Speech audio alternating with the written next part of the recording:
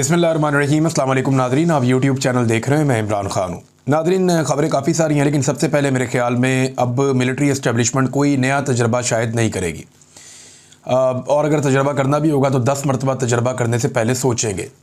जो खातून ऑफिसर के चंद जुमलों ने बयानिया वाड़ के रख दिया है और पाकिस्तानियों के सीनों में जो दबी हुई चिंगारियाँ हैं उनको भड़काया है, उसके बाद कोई और तजर्बा करना बनता भी नहीं है। यानी जो अपना काम खुद से नहीं कर रहा, यानी अपना काम जो है उसके अलावा बाकियों के कामों में मुदाखलत करे, तो वो दूसरों को क्या नसीहत कर सकता है। जो खुद आइन और कानून को बूटों तले रोन डाले और ख़ुद को मोहतरम और बाकी सबको कीड़े मकोड़े समझे, वो लोगों को कैसे नसीहत कर सकता है। लिहाजा पहले अपनी ड्यूटी करें और हालात को दुरुस्त होने तक लेक्चर से जो है वो गुरेज किया जाए। देखिए, फ़ौज की जो है सिक्योरिटी की ड्यूटी है। अब सिंपली अगर आईन पाकिस्तान कहता है तो क्या कहता है, फ़ौज जो है वो सरहदों पे सिक्योरिटी के फ़राइज़ सर अंजाम देगी और दाखिली सिक्योरिटी के मामलात में हुकूमत की मावनत करेगी। इसके अलावा हुकूमत अगर इमरजेंसी में कहीं पे कोई अहकामात देती है तो फ़ौज उसके ऊपर अमल दरामद करेगी। खुद से फ़ौज कुछ नहीं कर सकती, फ़ौजी की आदत कुछ नहीं कर सकती। तो जो पब्लिक इंटरेस्ट है, ये एक मामला जो खातून ऑफिसर ने कहा, ये पाकिस्तान के सोशल मीडिया पे टॉप ट्रेंड बन गया। हर वो शख्स जिसके साथ जुल्म और जबर हुआ उसने निकाल कर बताया क्या मेरे साथ ये पब्लिक इंटरेस्ट में किया गया। पॉलिटिकल पार्टीज़ बनाई गई पब्लिक इंटरेस्ट में, तोड़ी गई पब्लिक इंटरेस्ट में, हुकूमतें बनाई गई पब्लिक इंटरेस्ट में, हुकूमतें गिराई गई पब्लिक इंटरेस्ट में, चादर और चार दीवारी का तकद्दुस पामाल किया गया पब्लिक इंटरेस्ट में, लोगों की इमलाक को नुकसान पहुंचाया गया पब्लिक इंटरेस्ट में, ख़वातीन को अगवा किया गया पब्लिक इंटरेस्ट में, सड़कों पर उन्हें मारा और घसीटा गया पब्लिक इंटरेस्ट में, बच्चों को गिरफ्तार और अगवा किया गया पब्लिक इंटरेस्ट में, MNAs को घसीटा गया, उन्हें अगवा किया गया पब्लिक इंटरेस्ट में, अगवा बराए बयान करवाया गया पब्लिक इंटरेस्ट में, पूरा का पूरा इलेक्शन चोरी कर लिया गया पब्लिक इंटरेस्ट में। ये बेशुमार ऐसी लोगों ने सैकड़ों चीज़ें मैंने पढ़ी सोशल मीडिया पे, जो लोगों ने निकाल कर बताई। अरकान असम्बली ने बताया कि हमारे साथ जो जुल्म और ज़्यादती हुई, क्या वो पब्लिक इंटरेस्ट था। हमें जो कहा जाता था फलानी पार्टी ज्वाइन कर लो और फलानी पार्टी को छोड़ दो, तो क्या ये पब्लिक इंटरेस्ट था। क्या इद्दत वाला केस पब्लिक इंटरेस्ट में बनाया गया।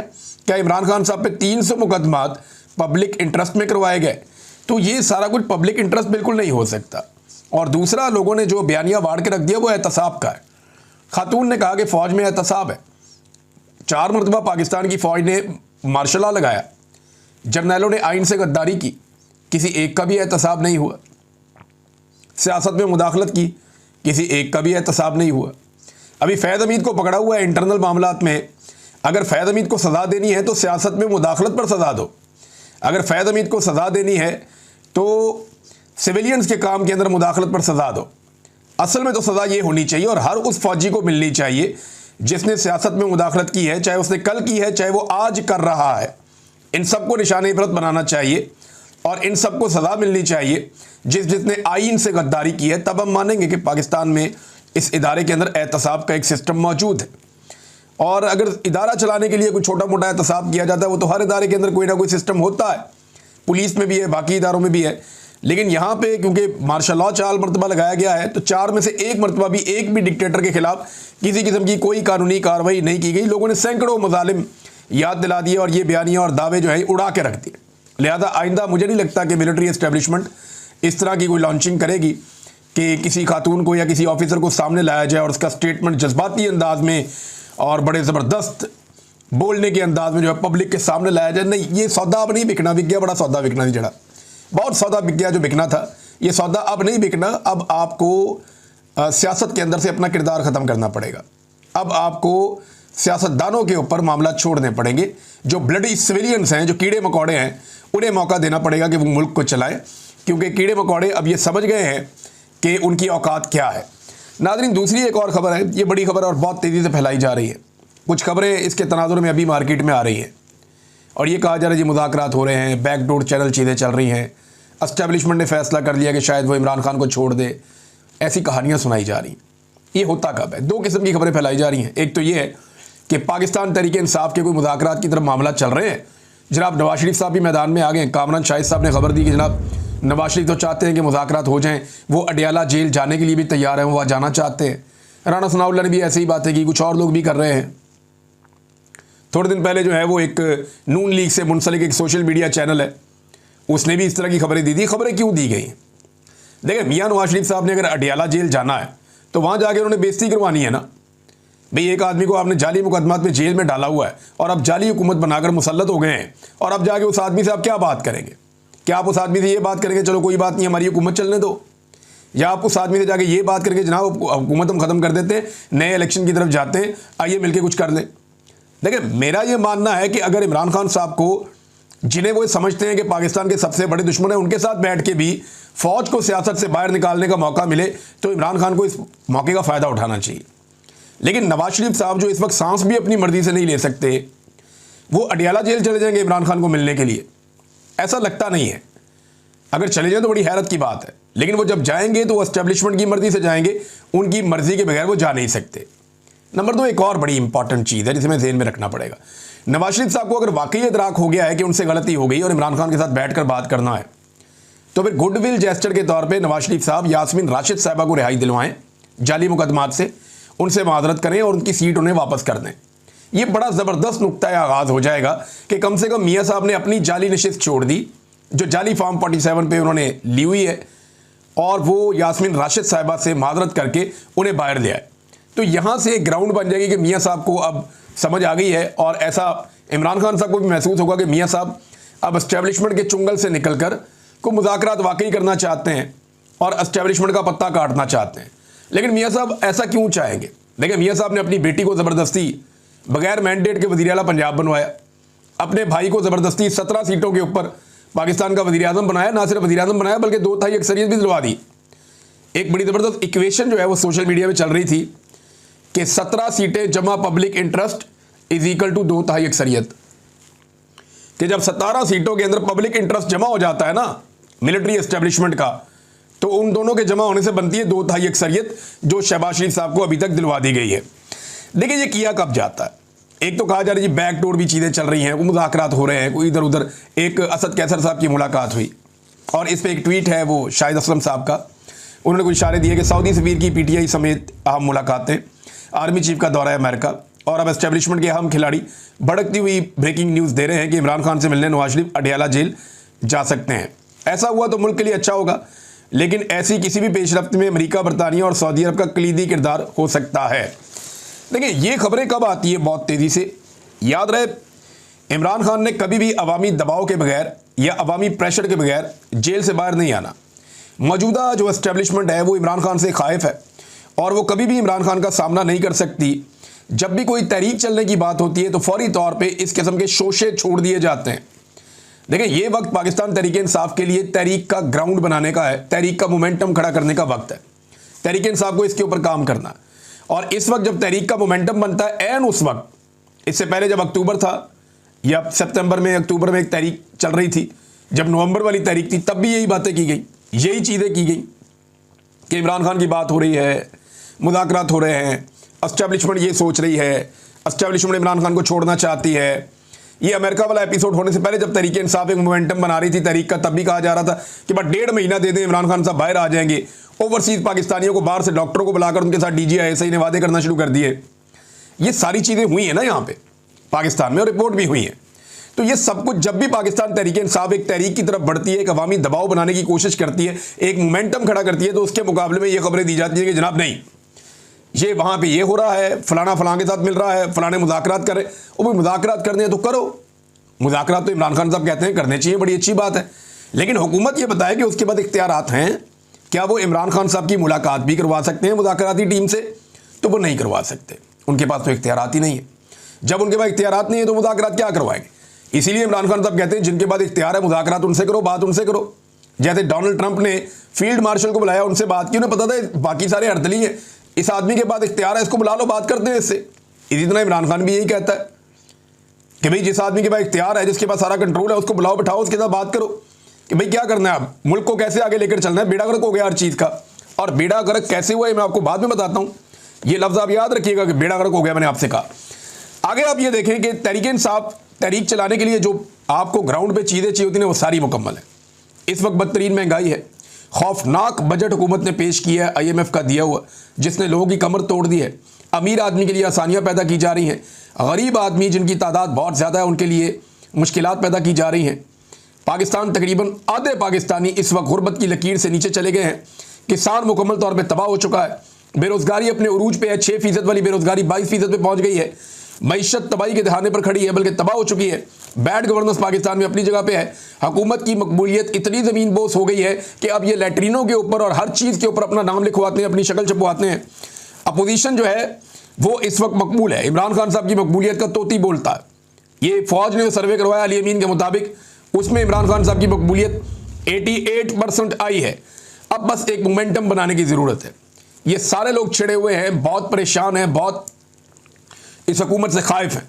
इन लोगों के अंदर एक मोमेंटम बनाने की ज़रूरत है तहरीक का, और फिर ये तहरीक खड़ी हो जाएगी। और इस दफ़ा तहरीक ऐसी नहीं है कि सबने जाना है इस्लामाबाद की तरफ। आप सारे इस्लामाबाद की तरफ जाते हैं, रास्ते में 50,000 पुलिस वाले इस्तेमाल होते हैं तो वो रोक लेते हैं। अब अपने अपने शहरों में, अपने अपने इलाकों में, अपनी अपनी जगहों पे अगर मुल्क को बंद किया जाएगा तो बड़ी मुसीबत बन जाएगी इस हुकूमत के लिए। अच्छा, इस मोमेंटम को बनने से पहले तोड़ना एक वजह और भी है कि ज़रूरी है। देखिए, 29 नवंबर 2025 को आर्मी चीफ के 3 साल मुकम्मल हो रहे हैं। असूलन इस तारीख को एक आर्मी चीफ रिटायर हो जाता है, लेकिन इन्होंने 2 साल की एक्सटेंशन ली हुई है। तो आर्मी चीफ चाहेंगे कि 29 नवंबर 2025 तक की तारीख जो है वो पुरसकून अंदाज में गुजर जाए। इस डेट से पहले मुल्क में कोई एहतजाजी तहरीक या कोई ऐसी अनइवन चीज़ें ना हो जिनकी वजह से ये मामला छिड़ जाए। लिहाजा वो ये चाहेंगे कि बिल्कुल पुरसकून अंदाज में 29 नवंबर 2025 का दिन गुजर जाए और उसके बाद वो 2 साल के लिए दोबारा उनकी एक्सटेंशन हो जाएगी। तो इस सूरत हाल में जो है वो फिर बाद में तहरीक चलती है तो देखेंगे क्या होगा, लेकिन वो चाहेंगे कि ये वक्त गुजर जाए और इसके लिए कोशिश अब की जा रही है। और कभी मुज़ाकरात, कभी बैकडोर चैनल, कभी ये वाली कहानी, कभी ट्रक की बत्ती। तो ये सारी ट्रक की बत्तियाँ इससे पहले भी हमने ऐसी बहुत देखी हैं। इमरान खान साहब को तो बहुत दफ़ा ऑप्शन दिए गए, यानी अब उन्हें क्या ऑप्शन दिया जाएगा। आमिर डोगर साहब ने जो इंकशाफ किया था वो ये देखें आप। आमिर डोगर साहब हैं, ये हामिद मीर साहब के प्रोग्राम में इंकशाफ कर रहे थे कि इमरान खान को जिस दिन गिरफ्तार किया गया उससे एक दिन पहले इमरान खान के पास कुछ लोग भेजे गए थे कि आपको सुबह गिरफ्तार कर लिया जाएगा। अगर आप मुल्क से जाना चाहते हैं तो लाहौर एयरपोर्ट पर जहाज़ खड़ा है, आप दुनिया में जहां जाना चाहते हैं जा सकते हैं। मगर इमरान खान ने बैरून मुल्क जाने से इनकार कर दिया। आमिर डोगर कहते हैं कि इमरान खान को बार बार मुल्क से बाहर जाने का कहा गया। जब वो जेल में चले गए तब भी उन्हें मुल्क से बाहर जाने का कहा गया। उन्हें यह भी कहा गया कि आप हाउस अरेस्ट हो जाएं, लेकिन इमरान खान साहब ने किसी किस्म की डील नहीं ली। उन्हें 8 फरवरी के इलेक्शन से पहले और 8 फरवरी के इलेक्शन के बाद भी बार बार डील देने की कोशिश की गई, लेकिन उन्होंने डील नहीं ली। एक आदमी जिसने उस मुश्किल वक्त में डील नहीं की, क्या वो इस वक्त डील करेगा जब हुकूमत बुरी तरह फंसी हुई है? मुझे नहीं लगता कि इमरान खान कोई डील करने जा रहा है। पाकिस्तान के लिए वो एस्टेब्लिशमेंट से बात करना चाहते हैं कि भाई बेड़ा गर्क हो गया मुल्क का, अब निकलो बीच में से, आओ मैं तुम्हें रास्ता बना कर दूं, तुम निकल जाओ। और इसके लिए अगर नवाज शरीफ से भी बात करनी पड़े तो कोई घाटे का सौदा नहीं है। एक दफ़ा फौज को सियासत से निकाल दें तो पाकिस्तान आगे बढ़ सकता है, इसके अलावा और कोई रास्ता नहीं है। नाज़रीन, मैं आपको कह रहा था ना कि तबाही फेर दी है। अब वो चीज़ मैं आपके सामने रखने जा रहा हूँ कि किन चीज़ों को मैं ये कह रहा था कि बुरी तरह पाकिस्तान में तबाही फेरी गई है। कौन से बड़े बड़े जो है वो कंपनियां हैं जो पाकिस्तान को छोड़कर चली गई, जैसे कि माइक्रोसॉफ्ट पाकिस्तान में बंद करके अपने दफ्तर जा रही है। 25 साल से वो यहाँ काम कर रहे थे, अब वो छोड़कर पाकिस्तान को जा रहे हैं। तो ये तो पाकिस्तान के लिए एक बड़ा नेगेटिव है। बहुत बड़ी तादाद में लोग बेरोजगार हो जाएंगे। इसमें रिजवान गलज़ई साहब ने बड़ा अच्छा काम किया। उन्होंने एक रिपोर्ट तैयार की है, उसमें चंद उन बड़ी कंपनियों के नाम बताए हैं जो पाकिस्तान से अपना कारोबार बंद करके चले गए। शेल कंपनी अपने 77.42% जो शेयर्स हैं वो बेचकर जून 2023 में चली गई। पार्को पेट्रोलियम कंपनी अपने 50% शेयर्स बेचकर पाकिस्तान से चली गई। 2023 दिसंबर में टेलीनॉर पाकिस्तान भी बंद हो गया, चला गया पाकिस्तान से। ऊबर कंपनी, यानी वो किसी और को बेचकर चले गए। ऊबर कंपनी वो भी बंद हो गई। और उनकी एक और कंपनी है क्रीम, वो भी बंद होने का उन्होंने ऐलान कर दिया कि वो भी बंद हो जाएगी। 1-2 माह पहले उन्होंने ऐलान किया था। प्रॉक्टर एंड गैम्बल कंपनी वो भी बंद हो गई, वो बेचकर चले गए। सीमेंस कंपनी वो भी बेचकर चले गए। यानी बहुत सारी ऐसी कंपनियां हैं जो पाकिस्तान छोड़कर जा रही हैं। मोबाइल फ़ोन बनाने वाली कंपनियां वो भी पाकिस्तान छोड़कर जा रही हैं। जो कंपनियां पाकिस्तान में आना चाहती थी वो अब कानों को हाथ लगा रही हैं कि जी हम नहीं आ रहे। इससे पहले डॉक्टर आरफ अलवी भी अपने ट्वीट में बता चुके हैं कि उन्हें माइक्रोसॉफ्ट के जो हेड हैं, जो मालिक हैं बिल गेट्स, उन्होंने क्या कहा था। अमेज़ॉन भी पाकिस्तान आते आते रह गया, यानी अमेज़ॉन पाकिस्तान में आ रहा था, लेकिन इमरान खान साहब का दौर जब ख़त्म हुआ उसके बाद एक मायूसी फैल गई और फिर जो कारोबार के साथ हुआ, अमेज़ॉन भी अब पाकिस्तान नहीं हारा। ये सारी तबाही नाज़रीन पाकिस्तान के अंदर फेरी गई है और ये गुज़िश्ता 3 सालों में फेरी गई है। शब्बर ज़ैदी साहब का एक बयान बड़ा ज़बरदस्त तरीके से गर्दिश कर रहा है, वो बयान मैं आपके सामने रखता हूँ और बहुत सारे लोगों ने इसको ट्वीट किया। साबिर शाकिर साहब के ट्विटर से मैं पढ़ के सुनाया दूँ और बहुत सारे लोगों ने इसको ट्वीट किया है। उन्होंने कहा, मैंने इमरान खान और जनरल बाजवा को कहा कि ये हमारे अपने इदारे एफबीआर में बहुत से लोग करप्शन में मुलव्वस हैं। तो इमरान खान ने फौरन मुझे कहा कि इन सबको निकाल दो, लेकिन बाजुआ ने मुझे निकाल दिया। ये जरा प्रायोरिटीज हैं, इस तरीके से मुल्क चलाया जा रहा है। तो फौज को सिर्फ अपना काम करना चाहिए, सियासत में और एडमिनिस्ट्रेशन में और मुल्क चलाने में किसी किस्म की मुदाखलत कभी भी नहीं करनी चाहिए। अटक जेल से नाज़रीन कुछ और कैदियों को छोड़ा गया है। ये 19 कैदी हैं जो अब रिहा हुए हैं 7 महीने के बाद। ये 26 नवंबर के मुकदमात में इन्हें गिरफ्तार किया गया था। जब ये कैदी रिहा हुए तो वहाँ कैमरामैन मौजूद थे। उन्होंने जब इनकी वीडियोस बनाई तो ये तमाम कैदी इमरान खान जिंदाबाद के नारे लगा रहे थे। इन तमाम कैदियों ने कहा कि हम दोबारा निकलेंगे और इमरान खान को रिहा करवाएंगे। यानी जितने लोगों को इस निज़ाम ने गिरफ्तार किया, अब तक लगभग 20,000 से ज़्यादा लोग गिरफ्तार हुए हैं ओवरऑल। ये जो 20,000 से ज़्यादा लोग गिरफ्तार हुए ना पाकिस्तान तहरीके इंसाफ के, अब इनके ऊपर तो मोहर लग गई है कि ये पक्के वर्कर हैं पाकिस्तान तहरीके इंसाफ के, ये अपनी पार्टी छोड़कर अब कहीं नहीं जाते। यानी इन लोगों ने अब कुर्बानी दे दी है ना। सियासी वर्कर जब गिरफ्तार हो जाता है ना तो उससे पहले उसकी अपनी पार्टी के साथ मंगनी हुई होती है, लेकिन जैसे ही वो गिरफ्तार होता है ना उसकी अपनी पार्टी के साथ उसका निकाह हो जाता है और फिर ये निकाह नहीं टूटता। ये पीपल्स पार्टी के साथ भी हमने होते देखा, जमात इस्लामी के साथ भी होते देखा, ये हमने PMLN के साथ भी होते देखा। लेकिन जितने बड़े पैमाने पर गिरफ्तारियां इनकी हो गई हैं पाकिस्तान तहरीके इंसाफ की, भाई इतनी बड़ी गिरफ्तारियां तो हमने सुनी भी नहीं थी। और पंजाब के अंदर इस पैमाने पे ये तो सवाल ही पैदा नहीं होता।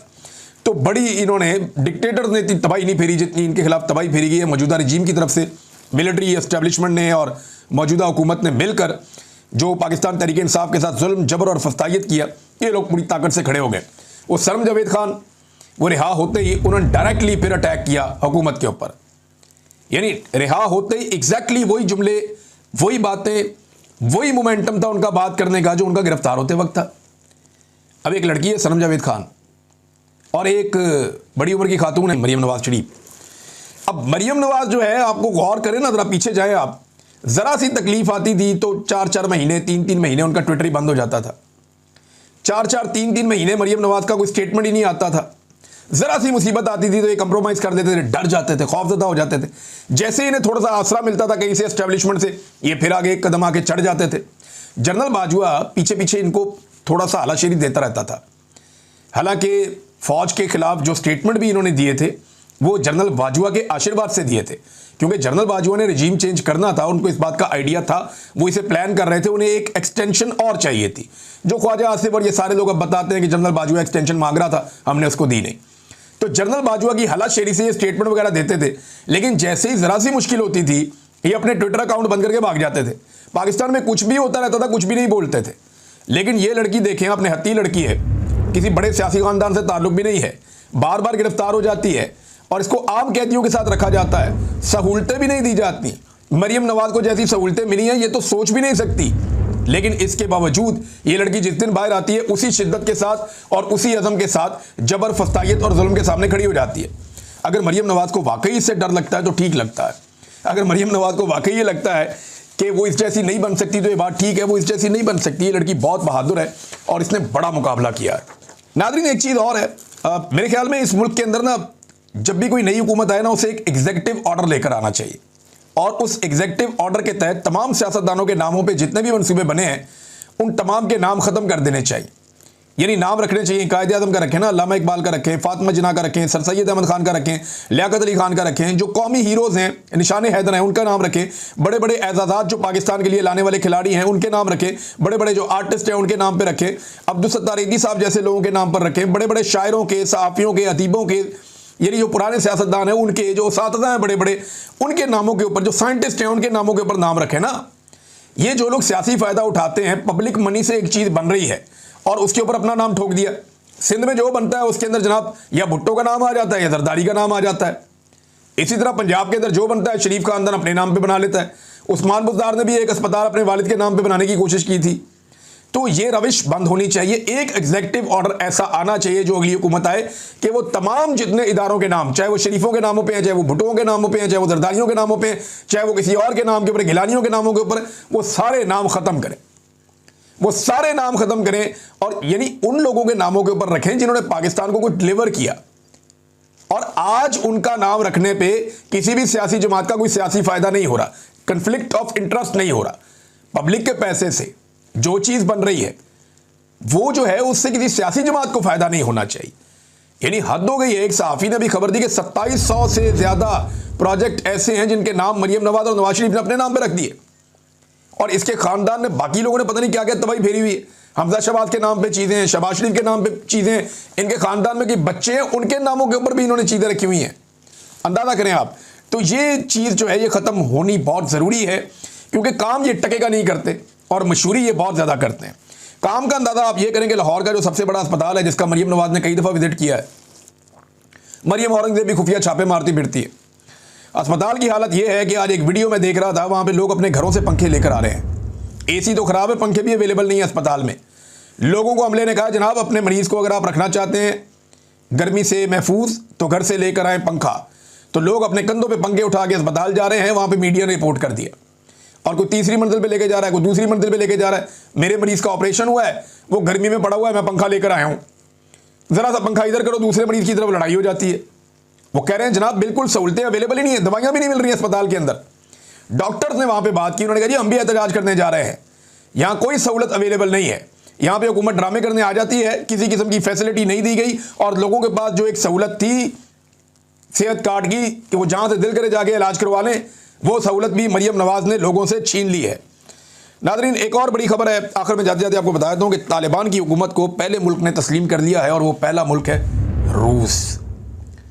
पाकिस्तान कभी भी आज़ाद फैसला नहीं कर सकता। पाकिस्तान अपने फैसले करने से पहले ये देखेगा कि ये फैसला किसी को पसंद आता है या नहीं आता।